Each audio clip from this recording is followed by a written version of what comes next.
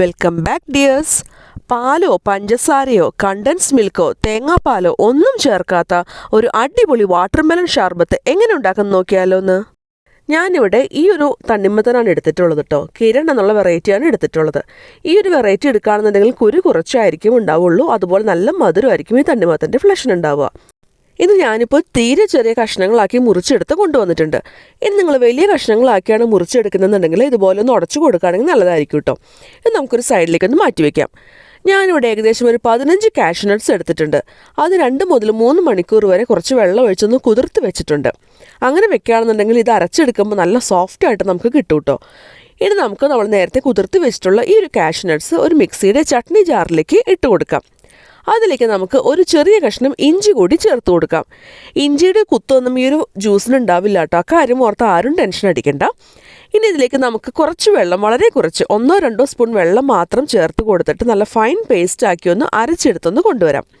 ഇപ്പോൾ നമ്മുടെ cashew ginger paste ഇവിടെ റെഡി ആയിട്ടുണ്ട്.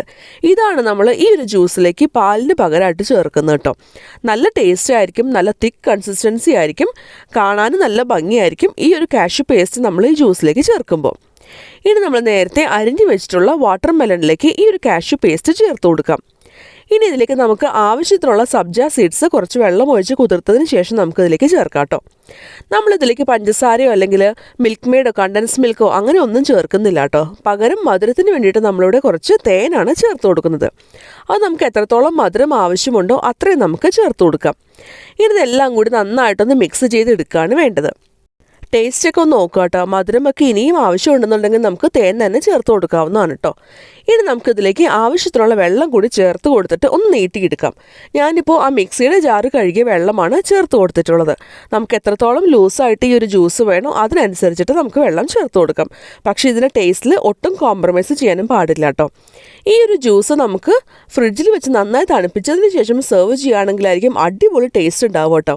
തണുപ്പിക്കാതെ കഴിക്കുകയാണെങ്കിൽ അത്രയും ടേസ്റ്റ് ഉണ്ടാവില്ല. പക്ഷെ നന്നായി തണുപ്പിച്ചതിന് ശേഷം കഴിക്കുകയാണെന്നുണ്ടെങ്കിൽ അടിപൊളി ടേസ്റ്റ് ആയിരിക്കും. അപ്പോൾ ഒരു അരമണിക്കൂറെങ്കിലും നമ്മൾ ഫ്രിഡ്ജിൽ വെച്ച് തണുപ്പിക്കാനായിട്ട് പ്രത്യേകം ശ്രദ്ധിക്കണം കേട്ടോ. അതിൻ്റെ മീതെ നമുക്ക് കുറച്ചുകൂടി കുതിർത്ത് വെച്ചിട്ടുള്ള സബ്ജ സീഡ്സ് വെച്ചൊന്ന് ഗാർണിഷ് ചെയ്യാവുന്നതാണ്.